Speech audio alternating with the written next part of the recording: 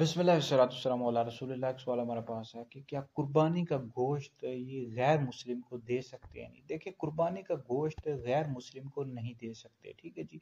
اس کے جو مستحق ہوتے ہیں، حقدار ہوتے ہیں، مسلمان ہوتے ہیں، ٹھیک ہے۔ ایسا قربانی کا جو گوشت ہوتا ہے اس میں 3 حصے کرنا مستحب ہے، یعنی بہتر ہے، ثواب ہے اس میں۔ ایک آپ اپنے لیے رکھ لیں، غریبوں کو دے دیں، رشتہ داروں کو دے دیں، تو 3 حصے کرنا مستحب ہے۔ بہرحال اگر کوئی قربانی کا گوشت اپنے لیے بھی رکھ لیتا ہے سارا تو رکھ سکتا ہے، کوئی حرج نہیں ہے۔ البتہ جو قربانی کا گوشت ہوتا ہے مسلمانوں ہی کو دیں گے، ٹھیک ہے جی۔ غیر مسلم کو، یہ مسلمان کے علاوہ ہیں، عیسائی ہیں، یہودی ہیں، کرسچن ہیں، ہندو، سکھ ہیں، ان کو نہیں دے سکتے، ٹھیک ہے جی۔ اور باقی جو نفلی طور پر کرتے ہیں، جانور ذبح کرتے ہیں، قربانی کے علاوہ جو جانور ذبح کرتے ہیں اس میں آپ غیر مسلم کو دے سکتے ہیں، کوئی حرج نہیں ہے، ٹھیک ہے۔